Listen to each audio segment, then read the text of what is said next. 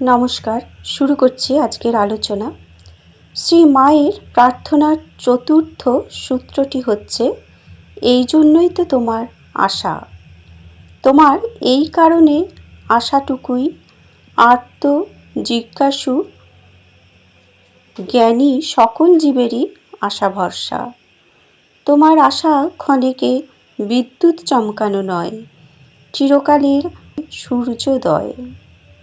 কথায় বলতে গেলে যদিও এ সত্য অবিশ্বাস্য মনে হতে পারে, তবু বস্তুত গভীরভাবে ভাবলে এ হৃদয়ঙ্গম হবে যে শ্রী মা তাঁর প্রার্থনার এই চতুঃসূত্রিতে সকল জীবের চতুর্বর্গের পরমান্ন রেঁধে রেখেছেন।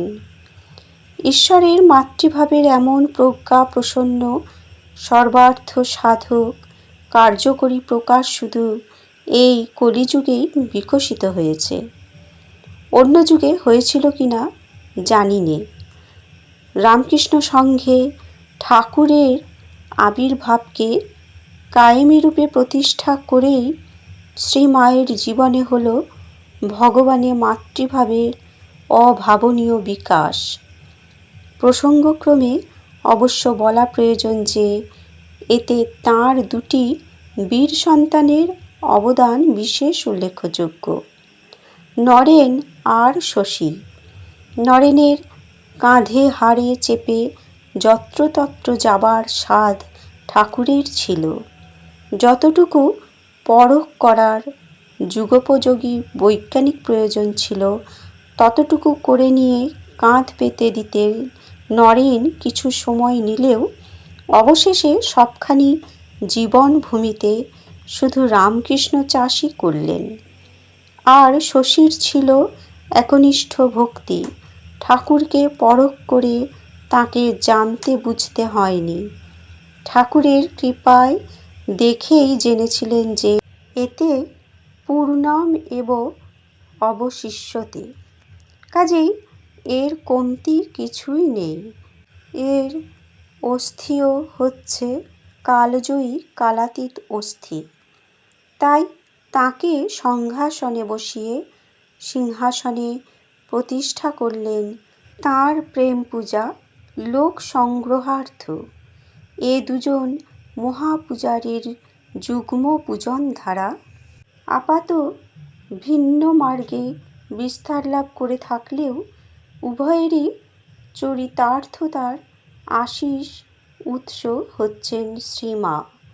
ঠাকুরের মহাসমাধির পর দীর্ঘ 34 বছর ধরে এটি হল মায়ের মুখ্য সাধনা, ঈশ্বরের মাতৃভাব বিকাশ।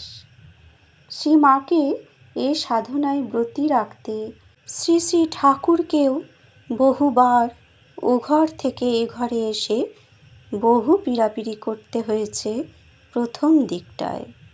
শেষে অবশ্য শ্রী মা এ দায়িত্বটি নিজের অপরক্ষানুভূত ভূমামাতৃত্বের প্রেরণাতেই গ্রহণ করেছিলেন, সাগ্রহে সোৎসাহে ও সানন্দে। ভবতারিণী ঠাকুরকে ভাবমুখে থাকতে আদেশ করেছিলেন। নিত্য ও লীলার সীমান্ত আদেশবাসী ঠাকুরের আমরা যে বহু চেনা পলে পলে বহু অচেনা অনন্তের নর্তন নূপুর শুনতে পেতুম, সেই সঙ্গীত ইঙ্গিত শ্রী মায়ের জীবনধারার সঙ্গে ওতপ্রোতভাবে মিশে থাকল যে তিনি হলেন মূর্তিমতী শ্রীরামকৃষ্ণ চরিত মানুষা। বন্ধুরা, আজকের এই আলোচনা শ্রী রামকৃষ্ণ বিভাসিতা মা সারদা থেকে স্বামী বুধানন্দ মহারাজের রচনার কিছু অংশ পাঠ করে তুলে ধরা হলো।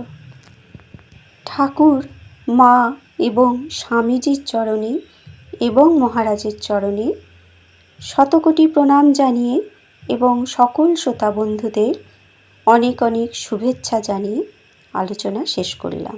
ধন্যবাদ।